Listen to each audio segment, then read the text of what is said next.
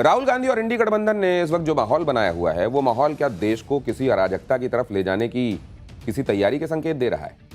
क्योंकि वोट चोरी के जिन कथित सबूतों का दावा और खुलासा राहुल गांधी ने किया था और जिसके बाद सदन से लेकर सड़क तक इंडी गठबंधन लगातार बवाल काटता रहा, वो सबूत राहुल गांधी या इंडी गठबंधन कोर्ट में लेकर क्यों नहीं जा रहे?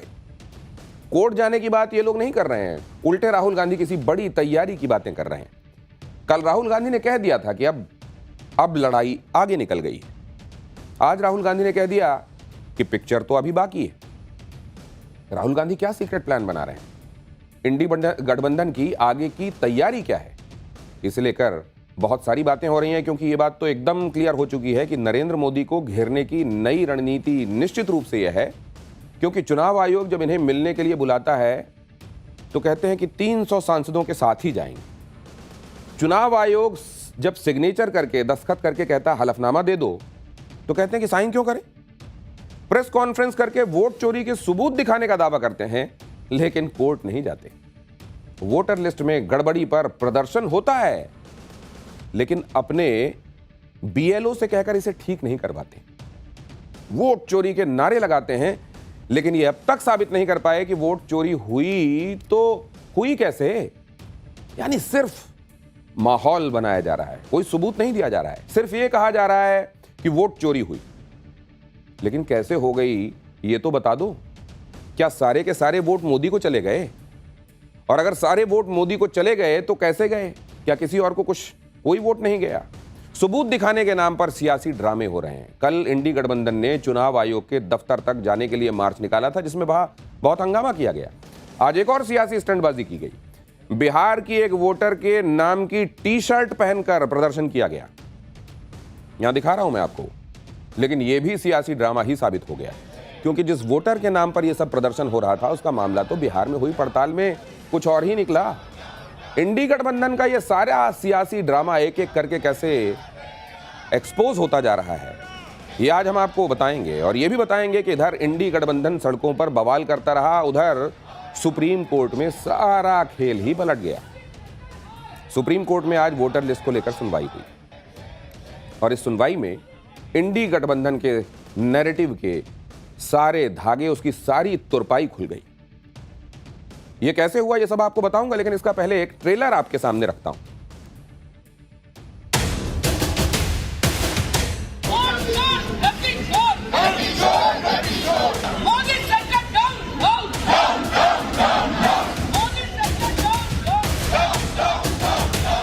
नाम पते सब फर्जी है।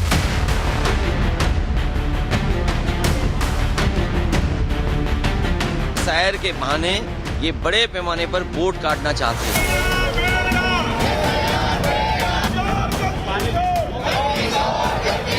अभी पिक्चर बाकी है।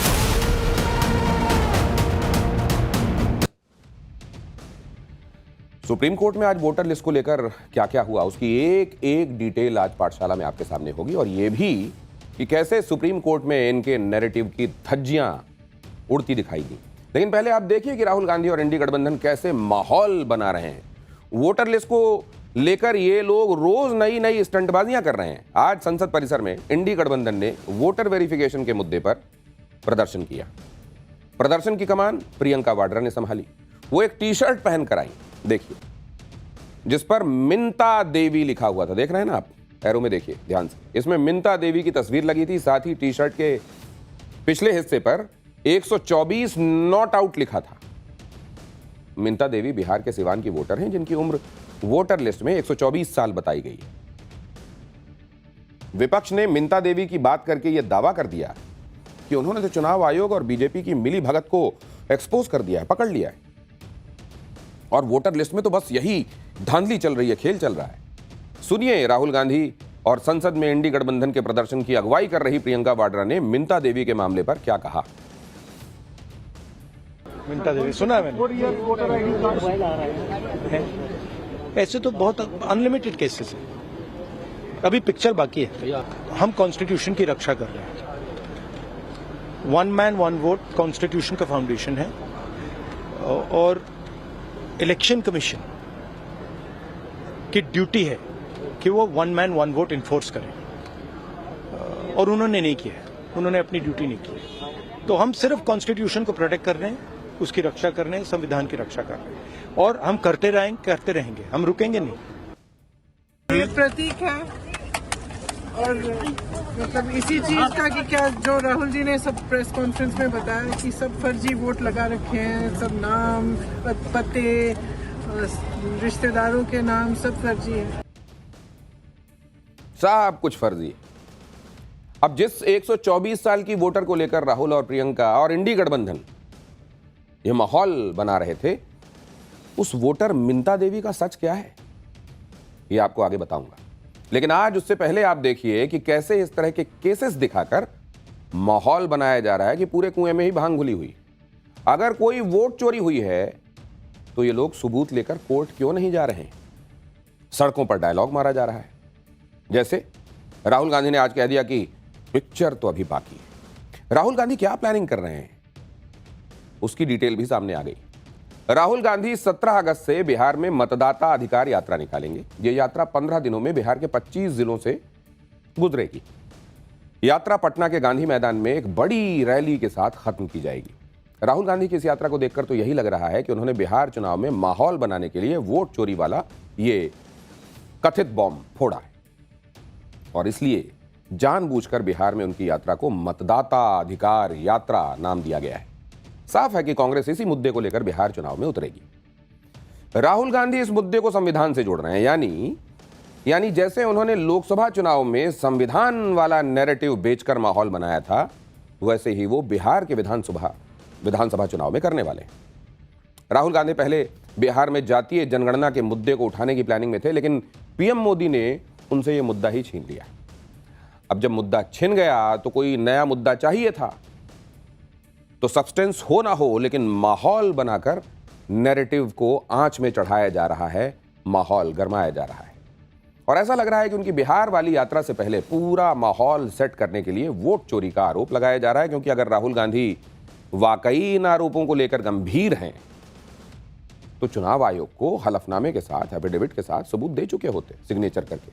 लेकिन वो इन आरोपों को लगाने के बाद सियासी यात्रा की प्लानिंग कर रहे हैं। मकसद साफ है। तो इधर राहुल गांधी लगे हुए हैं, उधर सपा अध्यक्ष अखिलेश यादव और उनकी सांसद पत्नी डिंपल यादव ने भी इस मुद्दे को पकड़ लिया है। वो भी लगातार इस पर बयानबाजी कर रहे हैं। आज अखिलेश यादव ने कहा कि बिहार में वोटर वेरिफिकेशन के बहाने बड़े पैमाने पर वोट काटने की साजिश हो रही। तो डिंपल यादव ने मिंता देवी का मुद्दा उठाया। सुनिए अखिलेश यादव और डिंपल यादव ने कहा क्या। भारतीय जनता पार्टी का सबसे बड़ा काम है साजिश करना, षड्यंत्र करना, और जब बुनियादी सवालों के जवाब उनके पास नहीं है तो चुनाव में किस तरीके से षड्यंत्र करें, चुनाव में कैसे हेराफेरी करें। अगर एसआईआर की बात थी तो ये 1 साल पहले भी लाई जा सकती थी, प्रदेश में समय भी मिल सकता था, लेकिन जानबूझ करके जब उन्हें पता है कि बिहार की जनता उनके खिलाफ है तो एसआईआर के बहाने ये बड़े पैमाने पर वोट काटना चाहते हैं। और जो आज एफिडेविट मांग रहे हैं कांग्रेस पार्टी के नेता राहुल गांधी जी से, समाजवादी पार्टी ने लगभग 2 साल पहले 18,000 वोट ऐसे जो डिलीट किए गए थे, जो 2019 में वोट जिन्होंने डाला था, 2022 के जब चुनाव में गए तो वो डिलीट रहे, उसकी हमने एफिडेविट के साथ जानकारी दी और शिकायत की। अभी भी एक भी अधिकारी के खिलाफ कार्रवाई नहीं हुई है। जो फर्स्ट टाइम वोटर की बात सामने आई है मिंटा देवी जी की टी-शर्ट शायद सब लोग पहले और 124 साल की बिहार में उनका पंजीकरण हुआ। जो धांधलियां देखने को मिल रही हैं, अगर अब हम आवाज नहीं उठाएंगे तो कब उठाएंगे। अगर हम चाह रहे हैं कि देश चले लोकतंत्र से, जहां लोगों के मत की कोई अहमियत हो, तो बहुत जरूरी है कि अब इस विषय में ये सरकार संज्ञान ले और साथ ही इलेक्शन कमीशन भी संज्ञान ले। राहुल गांधी और अखिलेश यादव की तरह टीएमसी भी बीजेपी और पीएम मोदी को टारगेट कर रहे हैं।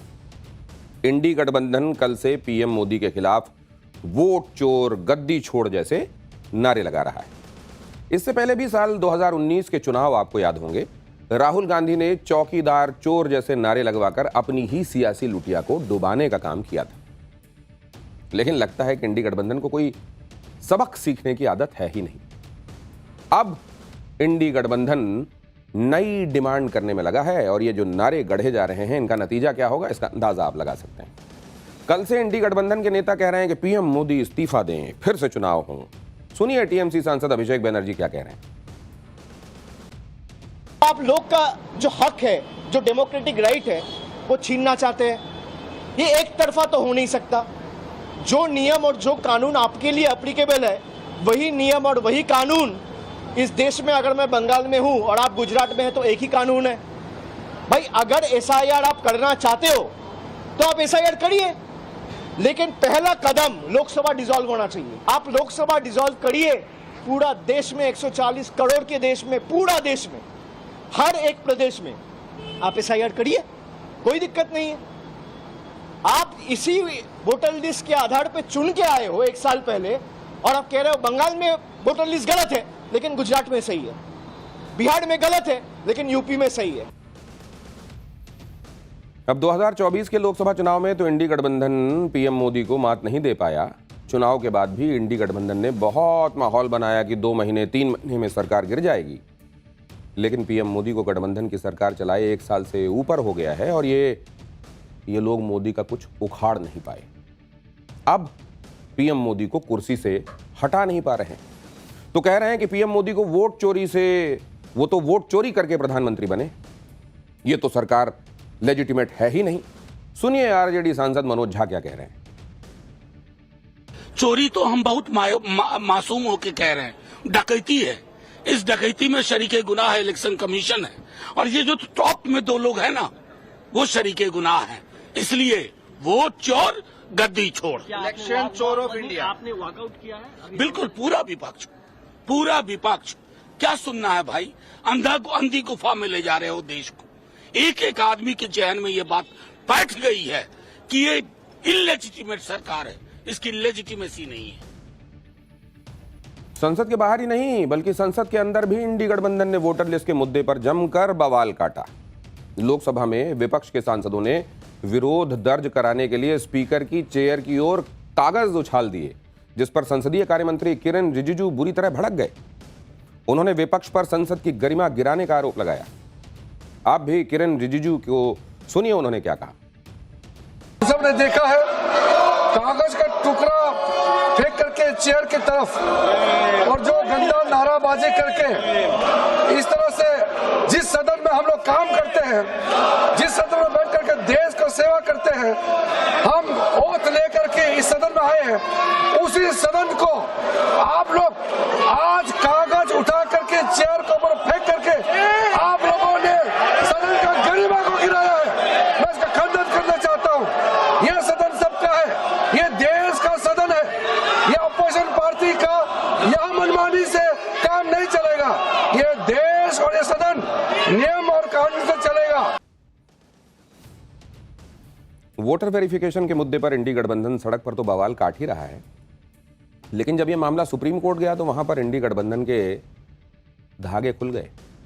बिहार में वोटर वेरिफिकेशन को लेकर इंडी गठबंधन यही कह रहा है कि इससे करोड़ों लोगों के नाम कट जाएंगे, लेकिन सुप्रीम कोर्ट में आज सुनवाई में जो बातें सामने आई उससे तो इंडी गठबंधन के सारे नैरेटिव की धज्जियां ही उड़ गईं।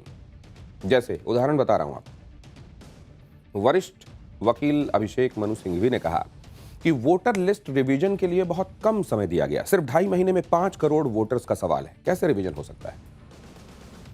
तो इस पर सुप्रीम कोर्ट ने कहा कि अगर आयोग 5 करोड़ लोगों के मताधिकार को छीनेगा तो इसके लिए हम बैठे हैं।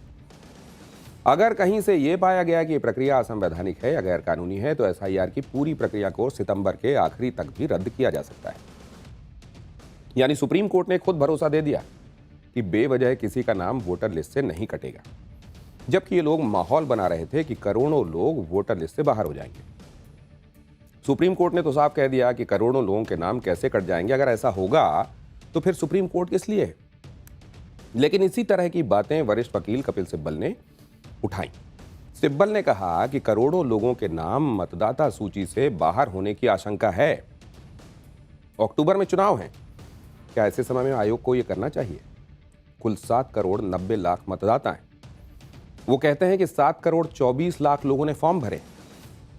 इस पर सुप्रीम कोर्ट ने कहा कि 7 करोड़ 90 लाख में से 7 करोड़ 24 लाख लोगों ने अगर फॉर्म भर दिए तो वो करोड़ों लोग कहां हैं जिनके बारे में आप कह रहे हैं कि उनको मतदाता सूची से बाहर कर दिया गया।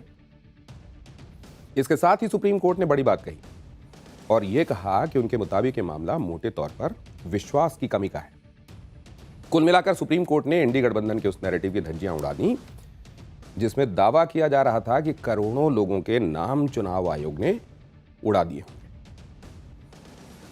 आज सुप्रीम कोर्ट में सुनवाई के दौरान तब हलचल बढ़ गई जब याचिकाकर्ता योगेंद्र यादव ने कोर्ट में 2 लोगों को पेश किया। योगेंद्र यादव ने इन दोनों लोगों का एपिक, ये असल में आपका जो वोटर कार्ड है ना, उसी को एपिक नंबर उसी में होता है, उसी कार्ड को दिखाते हुए ये कहा कि इन्हें ड्राफ्ट वोटर लिस्ट में तो मृत बताया गया है। इस पर चुनाव आयोग के वकील ने कहा कि ये लोग कोर्ट में ड्रामा कर रहे हैं। कोर्ट ने कहा कि लापरवाही वाली गलतियां हैं तो इन्हें ठीक किया जा सकता है। चुनाव आयोग के वकील ने कहा कि अगर योगेंद्र यादव ड्रामा करने की जगह इसका नाम अपलोड करा देते तो इसकी जरूरत ना पड़ती। चुनाव आयोग ने कहा कि हम वोटर लिस्ट में शुद्धिकरण कर रहे हैं, हमें रोकने की बजाय हमारी मदद करना चाहिए। अरे इतना बड़ा काम है, करोड़ों करोड़ लोगों को रिवाइज करना है, देखना है कि उनका नाम सही है कि नहीं। यार आप सब भी बताइए कि क्या गलत आदमी को वोट डालने का अधिकार मिलना चाहिए? नहीं मिलना चाहिए। आदमी सच्चा हो, जेन्युइन हो, इस देश का नागरिक हो, वोट देने का अधिकार रखता हो, यह सुनिश्चित करने के बाद ही उसको वोट देना चाहिए। अगर यह प्रक्रिया अपनाई जा रही है और यह मैमथ टास्क है, ऐसा नहीं है कि 10-12 लोगों के नाम रिवाइज करने हैं, करोड़ों करोड़ लोगों का नाम उसमें देखना है कि सही है कि नहीं। उसमें कहीं अगर कोई गलती है, कोई टाइपो एरर है या इस तरह की कोई गलती है तो इस देश का नागरिक होने की हैसियत से और जिम्मेदार विपक्ष होने की हैसियत से उसको ठीक कराने की दिशा में सहयोग करना चाहिए। लेकिन क्या यहां वो हो रहा है? इसी तरह वरिष्ठ वकील कपिल सिब्बल ने भी आज सुप्रीम कोर्ट में यह कहा कि बिहार की ड्राफ्ट लिस्ट में भी ऐसे लोग हैं जो मर चुके हैं, जिन्हें जिंदा दिखाया गया, और ऐसे भी लोग हैं जो जिंदा हैं लेकिन उन्हें मृत बता दिया गया। कपिल सिब्बल ने ऐसे 12 लोगों का उदाहरण दिया जो जिंदा हैं लेकिन उन्हें मृत बता दिया गया। इस पर चुनाव आयोग ने कहा कि यह ड्राफ्ट रोल है। हमने नोटिस देकर सबसे कहा है कि उन्हें जो भी आपत्ति है, जो भी दिक्कत है वो बताएं। चुनाव आयोग ने माना कि कुछ गलतियां तो होगी ही, लेकिन उनको दुरुस्त करने के लिए स्कोप है, प्रोविजन है, लोग अपनी शिकायतें दर्ज करा सकते हैं और हम उसको करेक्ट करेंगे। जहां तक जिंदा और मृत लोगों की बात है तो एक एप्लीकेशन देकर ही उसे सही कराया जा सकता है। यानी सुप्रीम कोर्ट में आज की सुनवाई में यही निकल कर आया कि अगर इतनी बड़ी प्रक्रिया हो रही है तो कुछ छोटे मोटे मामले निकल कर भी आते हैं और उन्हें सही करवाया जा सकता है। हर किसी को इसमें अपनी तरफ से सहयोग करना चाहिए, लेकिन पूरी प्रक्रिया पर ही सवाल उठा देना, कह देना कि करोड़ों लोगों के वोट काटे जा रहे हैं, पूरी दाल ही काली है, कुएं में भांग घुली हुई है, ये सब माहौल बनाने के लिए किया जा रहा है। देखिए सीक्वेंस में देखिए कैसे क्या हुआ। कपिल सिब्बल, उन्होंने कहा कि दस्तावेजों को लेकर बेसिक चीज ही गायब है। इस पर सुप्रीम कोर्ट ने कहा कि फॉर्म में यह कहा गया कि इनमें से कोई भी एक दस्तावेज दिया जा सकता है, सारे दस्तावेज, सारे डॉक्यूमेंट्स देने ऐसा जरूरी नहीं है। इस पर कपिल सिब्बल ने कहा कि बिहार के लोगों के पास ये दस्तावेज नहीं है, यही तो हमारा पॉइंट है।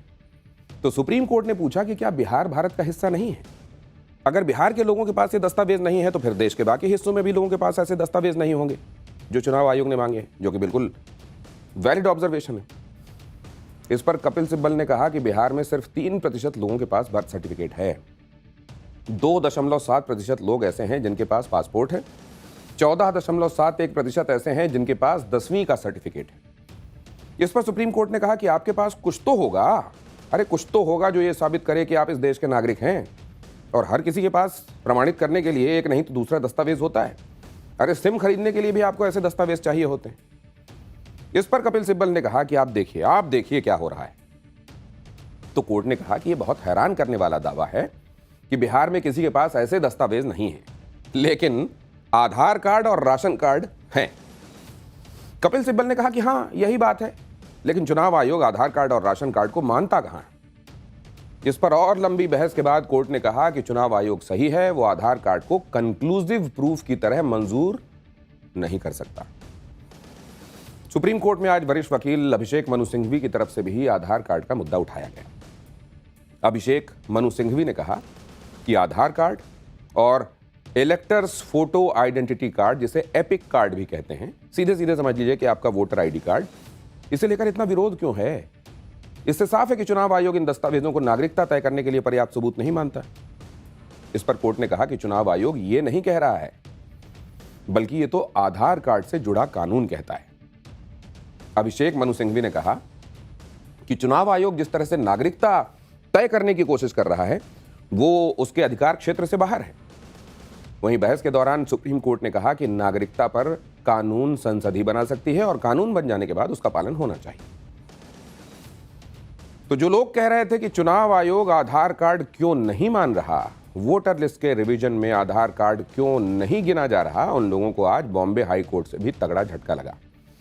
बॉम्बे हाई कोर्ट ने एक संदिग्ध बांग्लादेशी नागरिक के केस में उसे जमानत देने से इनकार करते हुए कहा, और यह बड़ी बात है, ध्यान दीजिएगा, कि आधार कार्ड रखने से, पैन कार्ड होने से, वोटर आईडी कार्ड बनवा लेने भर से ही कोई भारत का नागरिक नहीं बन जाता। ये सारे डॉक्यूमेंट्स पहचान के लिए हैं या सुविधाएं लेने के लिए हैं, लेकिन इन सब पहचान पत्रों को रखने का मतलब ये नहीं हो जाता कि नागरिकता कानून के तहत भारत का नागरिक होने के लिए जो बुनियादी कानूनी जरूरत है उसे अनदेखा कर दिया जाए। ये बहुत महत्वपूर्ण बात है। ऐसे में तो और भी महत्वपूर्ण है जब इस तरह के बहुत सारे डॉक्यूमेंट्स फर्जी तरीके से घुसपैठियों को बनाकर दे दिए जाते हैं।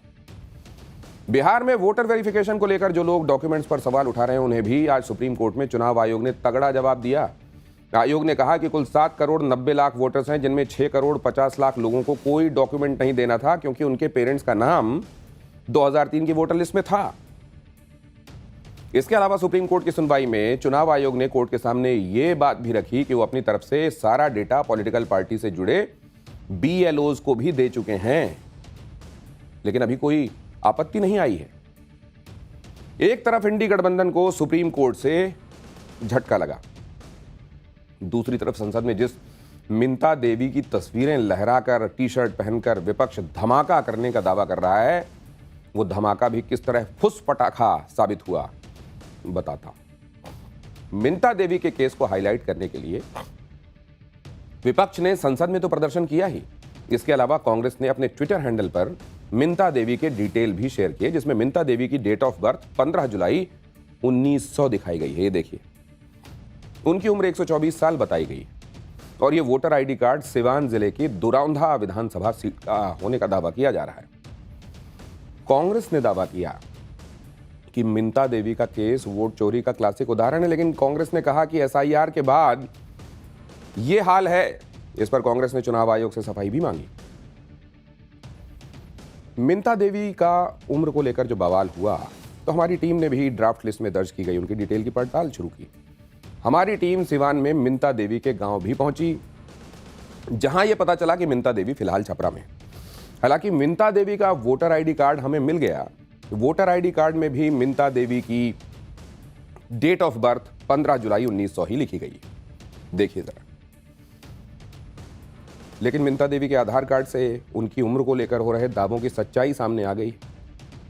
मिंता देवी के आधार कार्ड में उनकी डेट ऑफ बर्थ 17 जुलाई 1990 लिखी हुई और खुद मिंता देवी और उनके परिवार का भी दावा है कि यही उनकी सही उम्र है और इस हिसाब से उनकी उम्र 35 साल होती है। मिंता देवी ने यह भी माना है कि वो पहली बार वोटर बनी। मिंता देवी के मुताबिक उन्होंने पहले कई बार वोटर आईडी कार्ड बनाने की कोशिश की लेकिन नहीं बन पाया। फिर उन्होंने वोटर आईडी कार्ड बनवाने के लिए ऑनलाइन फॉर्म जमा किया। मिंता देवी ने यह भी बताया कि उन्होंने आधार कार्ड वाली ही date of birth online application में भरी थी और वोटर आईडी कार्ड मिलने के बाद उन्होंने बिना खोले उसे संभाल कर रख लिया था। और जब उम्र को लेकर बवाल हुआ तो मिंता देवी ने देखा कि वाकई उनके वोटर आईडी कार्ड में उम्र गलत लिखी हुई है।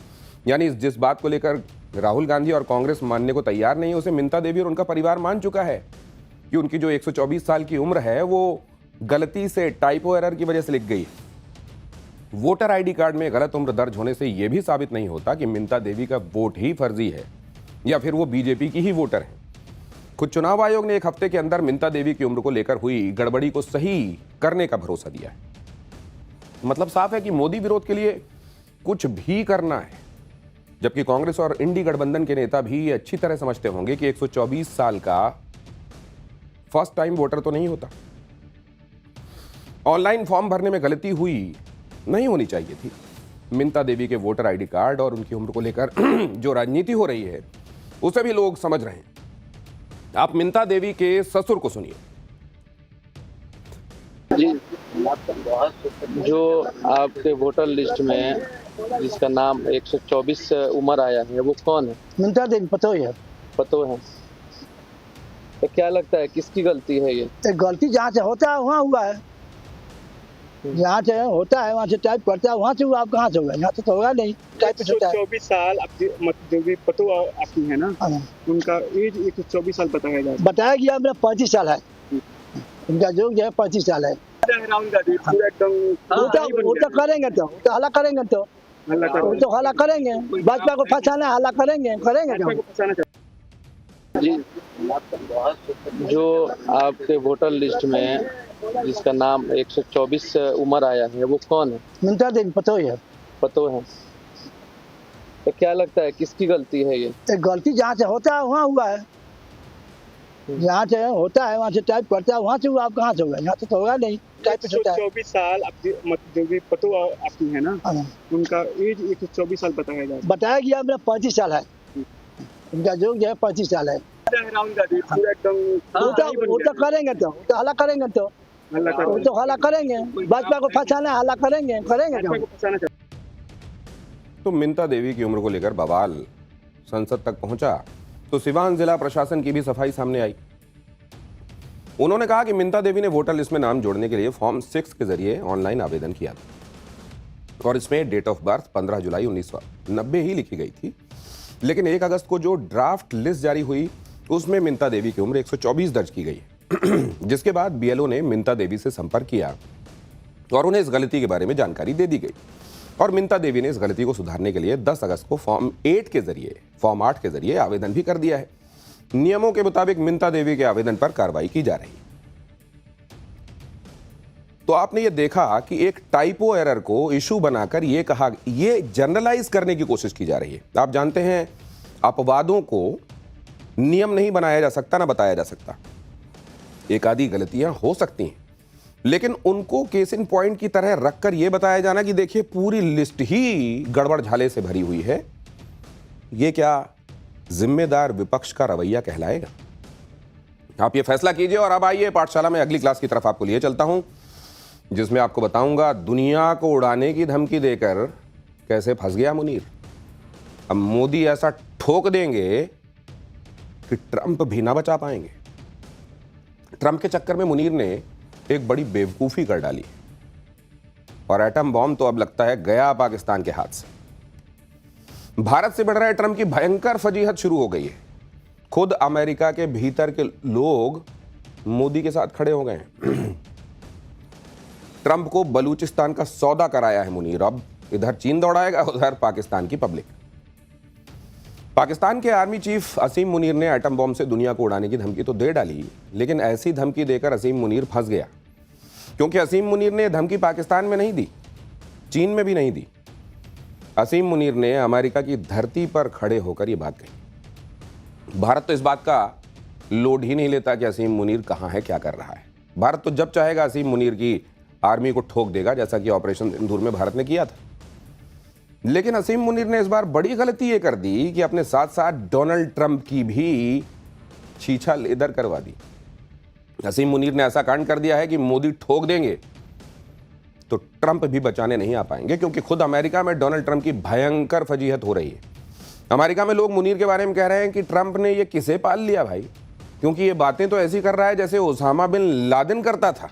सूट बूट वाला ओसामा बिन लादेन है क्या? अमेरिका में एक्सपर्ट्स कह रहे हैं कि मुनीर तो सूट में ओसामा बिन लादेन है, जिसका ट्रंप अमेरिका में स्वागत कर रहे हैं। पेंटागन के पूर्व अधिकारी तो ट्रंप को सीख दे रहे हैं कि मुनीर को धक्के देकर अमेरिका से बाहर निकालो और पाकिस्तान को आतंकी देश घोषित करो। अमेरिकी एक्सपर्ट्स ट्रंप की नीति पर सवाल उठा रहे हैं, कह रहे हैं कि ईरान को तो ट्रंप न्यूक्लियर खतरा बता रहे हैं, पाकिस्तान को गोद में क्यों बिठा रहे हैं? ये दोहरी नीति कैसे भाई? यानी दुनिया को उड़ाने की धमकी देकर मुनीर तो फंसा ही, साथ में ट्रंप की भी फजीहत करवा दी। लेकिन मुनीर ने ट्रंप से एक और ऐसा काम करवा दिया कि चीन अब पाकिस्तान को दौड़ा दौड़ा कर मारेगा।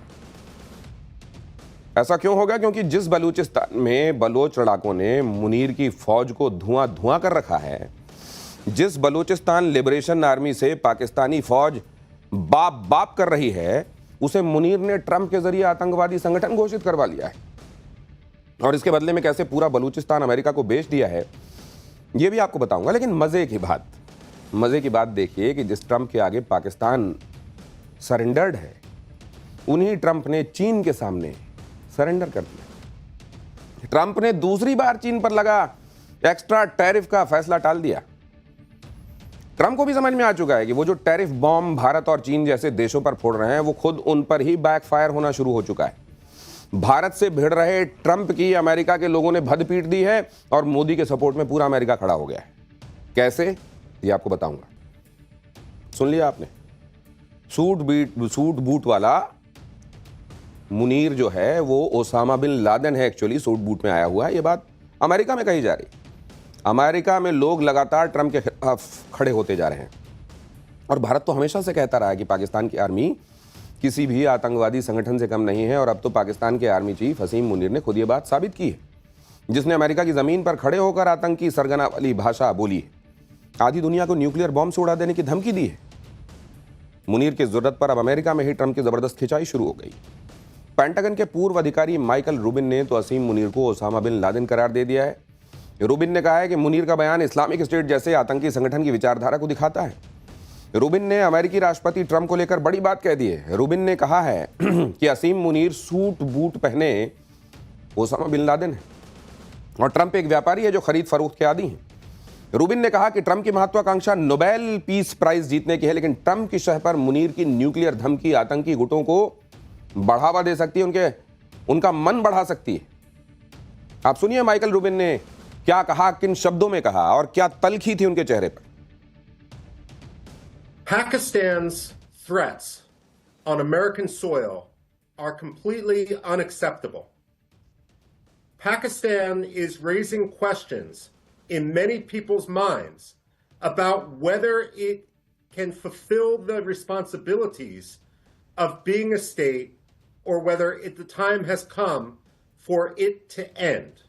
In many ways, Pakistan's rhetoric, the field marshal's rhetoric, is reminiscent of what we've heard from the Islamic State and from Osama bin Laden. Munir पर ट्रंप की मेहरबानियां, उनकी कदरदानियां सवालों के घेरे में हैं। सवालों के घेरे में है क्योंकि ये वही ट्रंप हैं जिनकी गोद में बैठकर असीम मुनीर दुनिया को न्यूक्लियर धमकी दे रहा है और ट्रंप उसे पुचकार रहे हैं।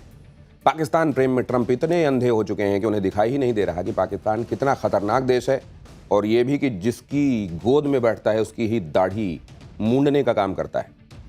आप हिपोक्रेसी की जरा हद देखिए कि जिस ईरान के पास न्यूक्लियर बॉम्ब होने की पुष्टि तक नहीं है, उसे ट्रंप अमेरिका के लिए खतरा मानते हुए उस पर हमला बोल देते हैं। और जिस पाकिस्तान का आर्मी चीफ मुनीर दुनिया को न्यूक्लियर बॉम्ब फोड़ने की धमकी देता है, आधी दुनिया को साथ में लेकर डूबने की धमकी सरेआम देता है, उस पाकिस्तान के असीम मुनीर फील्ड मार्शल पर ट्रंप लगातार प्यार उंडेल रहे हैं। और इसको देखकर पूरी दुनिया हैरान है। खुद अमेरिका में एक्सपर्ट्स ट्रंप की पाकिस्तान नीति पर सवाल उठा रहे हैं। पाकिस्तान का ये फर्जी फील्ड मार्शल अमेरिका आकर न्यूक्लियर हमले की सीधी धमकी दे रहा है और ट्रंप चुपचाप बैठे। माइकल रूबिन ने तो यहां तक कह दिया है कि भविष्य में अमेरिकी स्पेशल फोर्सेस को पाकिस्तान के परमाणु हथियारों को जब्त करने की कार्रवाई करनी पड़ सकती है। समय करीब आ रहा है वो समय जब अमेरिकी टीमें पाकिस्तान में घुसकर पाकिस्तान के परमाणु हथियारों को सुरक्षित करें। माइकल रूबिन ने ट्रंप को सलाह दी है कि आतंकवादियों की भाषा बोलने वाले मुनीर पर फौरन एक्शन होना चाहिए। असीम मुनीर के अमेरिका में घुसने पर बैन लगा देना चाहिए और फौरन तत्काल प्रभाव से पाकिस्तान को आतंकवाद का प्रायोजक देश घोषित करना चाहिए। सुनिए ना आप। Why the United States should consider Pakistan a major non-NATO ally. In fact, Pakistan may become the first major non-NATO ally to become listed as a state sponsor of terrorism on the same day. Pakistan should not be anymore a member of U.S. Central Command. The fact that U.S. generals did not walk out of any meeting with Asim Munir should be cause for resignation. Asim Munir should be persona non grata in the United States and should never again get an American visa, nor should any Pakistani official until Pakistan. ये बहुत बड़ी बात है कि असीम मुनीर को persona non Greta घोषित करना चाहिए और उसे वीजा नहीं दिया जाना चाहिए अमेरिका आने का। पाकिस्तान का आर्मी चीफ मुनीर सोच रहा था कि वो अमेरिका से न्यूक्लियर धमकी, अमेरिका में खड़े होकर न्यूक्लियर धमकी देगा तो सरदार बहुत खुश होगा, सरदार बहुत खुश होगा और भारत डर जाएगा। लेकिन उल्टे उसके सरदार यानी ट्रंप के अमेरिका में ही कपड़े फाड़े जा रहे हैं। मुनीर की नौटंकी देखकर उसे वर्दी वाला ओसामा कहा जा रहा है और मुनीर की गीदड़ भभकी के तो भारत में जमकर मजे लिए जा रहे हैं। AIMIM चीफ ओवैसी ने मुनीर को सड़क छाप आदमी करार दिया है और मिथुन चक्रवर्ती ने तो अपने अलग ही अंदाज में मुनीर के मजे ले लिए। ध्यान से सुनिए। यूनाइटेड स्टेट्स की सरजमीन में बैठकर वो भारत को न्यूक्लियर थ्रेट दे रहे हैं और बिल्कुल ही एक सड़क छाप आदमी की तरह की जबान इस्तेमाल कर रहे हैं। मैं कभी पाकिस्तान के अवाम के अगेंस्ट में हमारा कुछ कहना नहीं है कि पाकिस्तान का अवाम जो है वो युद्ध नहीं चाहते हैं, अच्छे लोग हैं सब। लेकिन अगर ऐसी बातें करते रहेंगे तो फिर खोपड़ी सनक गई तो फिर दूसरा हो जाएगा ना, फिर एक ब्रह्मस चला तो दूसरा ब्रह्मस चलेगा। और अगर कुछ नहीं हुआ तो हमने सोचा एक डैम बनाएंगे और 140 करोड़ आदमी उधर पेशाब करेगा, फिर डैम खोल देगा, कोई गोली नहीं चलेगी, सुनामी आ जाएगा। इतनी जबरदस्त बेइज्जती के बावजूद मुनीर और ट्रंप ढिठाई की प्रतिमूर्ति बने हुए हैं, क्योंकि दोनों को एक दूसरे से अपना काम निकलवाना है। हमने पहले ही कहा था कि ऑयल डील के नाम पर मुनीर अमेरिका के हाथों बलूचिस्तान को गिरवी कर देगा और हमारी कही ये बात सच साबित हुई। मुनीर की डिमांड पर बलूचिस्तान में आज़ादी की जंग लड़ रहे बलूचिस्तान लिबरेशन आर्मी पर ट्रंप ने बैन लगा दिया है। अमेरिका ने यह बैन ठीक उसी दिन यानी 11 अगस्त को लगाया जब बलूचिस्तान की जनता अपना स्वतंत्रता दिवस मना रही थी। अमेरिका ने BLA और उसकी मजीद ब्रिगेड को विदेशी आतंकी संगठन घोषित किया है। अमेरिकी विदेश मंत्री मार्को रूबियो ने बयान दिया कि BLA ने 2024 में कराची एयरपोर्ट के पास और ग्वादर पोर्ट अथॉरिटी कॉम्प्लेक्स में आत्मघाती हमलों की जिम्मेदारी ली थी। मार्च 2025 में जाफर एक्सप्रेस ट्रेन को हाईजैक करने की भी जिम्मेदारी BLA ने ही ली थी।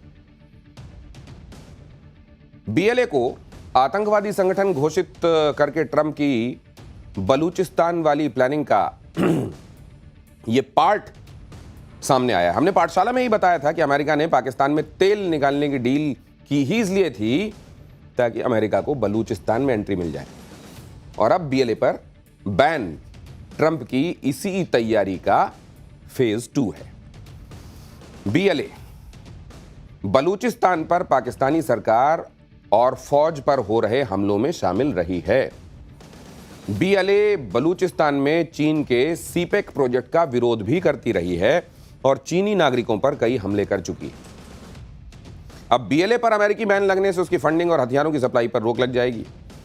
अब मुनीर की फौज भी BLA को आतंकवादी संगठन बताकर बलूचिस्तान में अपनी क्रूरता और अत्याचारों को जस्टिफाई कर सकेगी। लेकिन BLA पर बैन ट्रंप ने मुनीर के कहने पर नहीं बल्कि अपना फायदा देखकर लगाया है। अभी पाकिस्तान के सीपेक के नाम पर पाकिस्तान ने बलूचिस्तान को लूटने का ठेका चीन को दिया हुआ है, जहां चीन बलूचिस्तान की धरती में मौजूद रेयर अर्थ मेटल की लूट मचा रहा है। लेकिन अब ट्रंप तेल निकाले जाने के बहाने बलूचिस्तान में इस खजाने पर कब्जा करना चाहते हैं। ट्रंप जानते हैं कि बलूचिस्तान में अमेरिका को सबसे बड़ा खतरा BLA से ही होगा, इसीलिए उन्होंने BLA को आतंकवादी संगठन घोषित करके मुनीर को खुली छूट दे दी। खुली छूट की पाकिस्तानी फौज बलूचिस्तान में BLA को निपटा दे। लेकिन बलूचिस्तान की डील करके मुनीर खुद फंसेगा क्योंकि चीन को यह बिल्कुल रास नहीं आएगा कि जिस बलूचिस्तान में उसने इतना पैसा लगाया, उसके इतने लोग मारे गए, वो अमेरिका के हाथों में इवेंचुअली चला जाएगा। मुनीर जिस तरह अमेरिका जाकर पाकिस्तान को बेच रहा है, जिस तरह से ट्रंप का गुलाम बनने की होड़ में एक के बाद दूसरा काम कर रहा है और ट्रंप के पैरों पर गिरा हुआ है, उसे देखकर पाकिस्तानियों को भी अब शर्म महसूस होने लगी। लोग कह रहे हैं कि मुनीर तो पाकिस्तान को मरवा के ही मानेगा। पाकिस्तान में मुनीर की कैसे भर भर कर बेइज्जती हो रही है, इस जैसे लोथड़े को तरबियत दी होगी। ये हमारे हिंदुस्तान में कोई नहीं कह रहा है, खुद पाकिस्तान की आवाम है। खैर, पाठशाला में अब अगली क्लास, जिसमें दिखाएंगे चैप्टर आवारा कुत्तों पर। और सुप्रीम कोर्ट के आदेश से ऐसा बवाल हो गया कि राहुल प्रियंका सब मैदान में आ गए। आवारा कुत्तों पर सबसे बड़े फैसले से आहत कुत्ता प्रेमियों का वो हंगामा जो हैरान करता है और सोचने पर मजबूर भी कि रेबीज से मारे जा रहे लोगों की भी इनको परवाह है क्या। आवारा कुत्तों के खिलाफ सुप्रीम कोर्ट के आदेश के बाद भयंकर घमासान मचा हुआ है। एक तरफ वो लोग हैं जो सुप्रीम कोर्ट के आदेश का स्वागत कर रहे हैं, आवारा कुत्तों को हटाए जाने की वकालत कर रहे हैं, तो दूसरी तरफ वो एनिमल लवर्स हैं जो सुप्रीम कोर्ट के आदेश का विरोध कर रहे हैं। गजब का माहौल बन गया है। अलग अलग संगठन कुत्तों के समर्थन में सामने आ रहे हैं और ऐसे ऐसे लॉजिक दे रहे हैं कि आप हैरान हुए बगैर रहेंगे नहीं। कुत्तों को लेकर एनिमल लवर्स इतने सेंटिमेंटल हैं कि आप सोच नहीं सकते।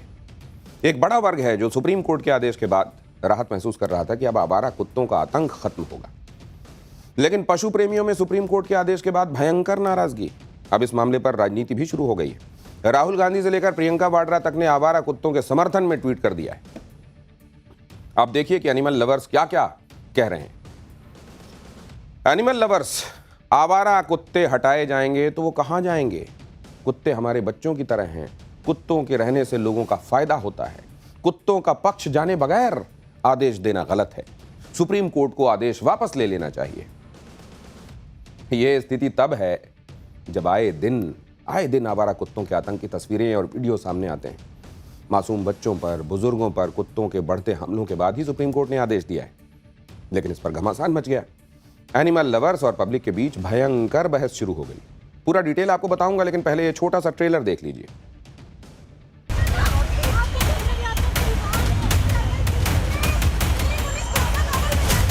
देश की बॉर्डर पे तैनात रहते हैं कुत्ते और देश की रक्षा करते हैं। वो यहाँ के मूल निवासी हैं।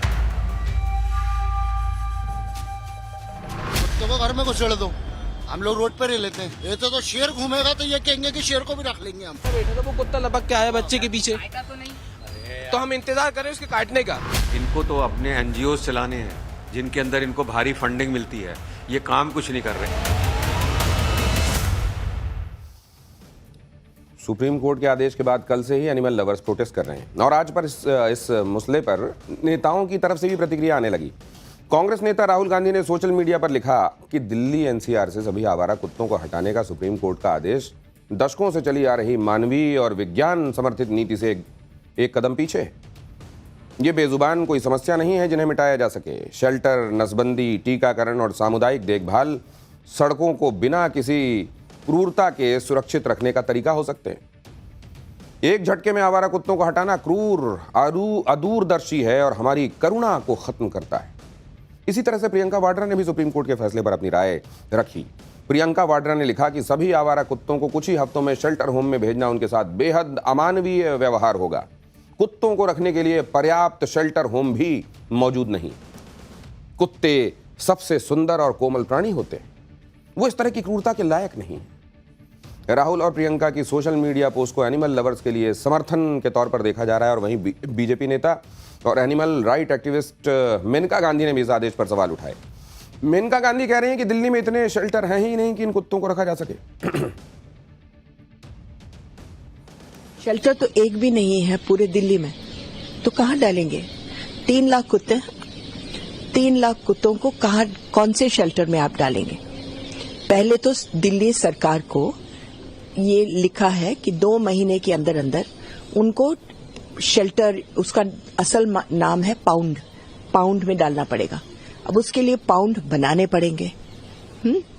तो 1 पाउंड अभी 3 लाख कुत्तों के लिए आपको 3000 पाउंड बनाने पड़ेंगे।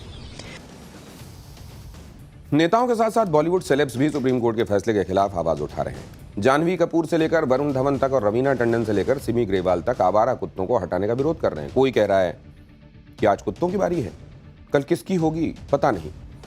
कोई कह रहा है कि कुत्तों की आबादी बढ़ रही है तो इसके लिए कुत्ते दोषी कहां हैं। यानी सुप्रीम कोर्ट के आदेश के बाद एनिमल लवर्स भड़क रहे हैं। जो लॉजिक दिए जा रहे हैं आपके सामने रख रहा हूं। बॉलीवुड एक्टर जॉन अब्राहम ने सुप्रीम कोर्ट को चिट्ठी लिखी है। जॉन अब्राहम ने कहा कि कुत्ते आवारा नहीं बल्कि सामुदायिक होते हैं। पब्लिक प्लेस से कुत्तों को हटाना डॉग बाइट की समस्या का समाधान नहीं है। दिल्ली से लेकर बॉलीवुड तक सुप्रीम कोर्ट के आदेश के विरोध में आवाजें उठ रही हैं। आज तो दिल्ली के दिल यानी कनॉट प्लेस में एनिमल लवर्स ने जोरदार प्रोटेस्ट किया। बड़ी संख्या में पशु प्रेमी कनॉट प्लेस में हनुमान मंदिर के पास जमा हुए और सुप्रीम कोर्ट से आदेश वापस लेने की मांग की। सुनिए यहां एनिमल लवर्स ने क्या क्या कहा। सर, ये हमारी देश की बॉर्डर पे तैनात रहते हैं कुत्ते और देश की रक्षा करते हैं, सूंघते हैं, बम ढूंढते हैं। ये फैसला वापस लेना चाहिए सुप्रीम कोर्ट को। कुत्ते के काटने से जिन बच्चों की मौत हुई, क्या कौन से बच्चों की मौत हुई है? कौन से बच्चों की मौत हुई है? वो यहाँ के मूल निवासी हैं, वो हमारे साथ पले बड़े हैं, बोल नहीं सकते पर मूल निवासी हैं। आवारा कुत्तों को हटाने के सुप्रीम कोर्ट के आदेश पर यह घमासान हो ही रहा है कि सुप्रीम कोर्ट ने एक नया सर्कुलर जारी कर दिया। सुप्रीम कोर्ट का यह सर्कुलर सुप्रीम कोर्ट के परिसर के लिए ही है, जिसके मुताबिक इस सर्कुलर के मुताबिक कोर्ट परिसर और लिफ्ट में आवारा कुत्तों के घूमने की घटनाएं बढ़ रही हैं। भोजन के समय पूरा भोजन खत्म किया जाए, बचा हुआ खाना कूड़ेदान में डाला जाए, खाने की चीजें खुले में या बगैर ढके कंटेनरों में ना फेंकी जाए, क्योंकि इस वजह से आवारा कुत्ते भोजन की तरफ आकर्षित होते हैं और इससे कुत्तों के काटने का जोखिम कम किया जा सकता है। साथ ही कोर्ट परिसर में सफाई के स्टैंडर्ड भी मेंटेन रखे जाएं ताकि कुत्तों के लिए यहां उनको आकर्षित करने वाला कुछ भी ना रहे। एनिमल लवर्स के अपने लॉजिक हैं। वो कह रहे हैं कि अगर बच्चों को कुत्ते काटते हैं तो कुत्तों के साथ भी क्रूरता होती। एनिमल राइट एक्टिविस्ट तो इंडिया गेट से लेकर सुप्रीम कोर्ट के बाहर तक प्रोटेस्ट कर रहे हैं। सुप्रीम कोर्ट के बाहर बड़ी संख्या में एनिमल लवर्स जमा हो गए और फैसला वापस लेने की मांग करने लगे, जिनका कहना है कि बगैर कुत्तों का पक्ष जाने यह आदेश दिया गया है। एक बार एनिमल लवर्स के लॉजिक भी सुन लीजिए। सुप्रीम कोर्ट के बाहर ही तमाम जो एनिमल डॉग लवर्स हैं वो यहाँ पर प्रोटेस्ट करने पहुंचे हैं। आज कुत्ते काट रहे हैं, इनको दिखाई दे रहा है। इतने सालों से बर्थ कंट्रोल क्यों नहीं करा? ये बिल्कुल गलत है। हमारे बच्चों को हम किसी भी हालत में बंद होने नहीं देंगे। ये सुप्रीम कोर्ट कैंपस में तमाशा बना रहा है। ये सुप्रीम कोर्ट कंपाउंड में 5 मिनट के अंदर खाली करो, 5 मिनट के अंदर खाली करो। कि कुत्तों ने बच्चों को काटा, समझ रहे हैं हम। जब वही बच्चे गलियों में और गली के लोग जब सोए हुए कुत्तों पे गर्म पानी डालते हैं, एसिड डालते हैं, बलात्कार होते हैं, गाड़ियों के नीचे दबा दिए जाते हैं, तब ये मीडिया कहाँ जाती? तब डॉग लवर्स के सेंटिमेंट अलग ही लेवल पर होते हैं। आवारा कुत्तों के लिए ये लोग आम जनता से भी भिड़ जाते हैं। डॉग लवर और पब्लिक के बीच बहस आप खुद सुन लीजिए, देख लीजिए। जब कुत्ते थे तो कोई चोरी नहीं होती इधर, दुकानें लोगों को काटते, कोई नहीं काटता। बता दो आप, किसी इंसान को खड़ा करवा दो, मुझे काटा है तो मैं मान जाऊंगा। आप इसके खिलाफ हो कि कुत्तों पे कार्रवाई नहीं? तो को हटाना चाहिए यहाँ से, नहीं हटाना चाहिए। हम लोग चले आएंगे, कुत्ते यही रह जाएंगे। क्योंकि कुत्ता काटेगा, कुत्ता जब काट लेगा तो हम घर के बाहर रहेंगे ना। कुत्ते को घर में घुसेड़ दो, हम लोग रोड पे रह लेते हैं। कोई सा भी जानवर इधर खड़ी रहती, आप उनका भी बोले, आप उनका भी बोले। आप बहुत जज्बात होके, बहुत भावुक होके बातें कर रहे हैं। नहीं, देखिए होता है कि आप गाय की बात कर रहे हैं, गाय किसी को काट नहीं रही, गाय किसी को मार नहीं रही। वो बेटी है तो बेटी, उससे किसी से कोई मतलब नहीं है। ये तो शेर घूमेगा तो ये कहेंगे कि शेर को भी रख लेंगे हम। अभी मेरे सामने बात कर रहा हूँ, अभी मैं यहाँ बैठा था, वो कुत्ता लपक के आया बच्चे के पीछे, तो हम इंतजार करें उसके काटने का, कि जब वो काटेगा। सुना आपने?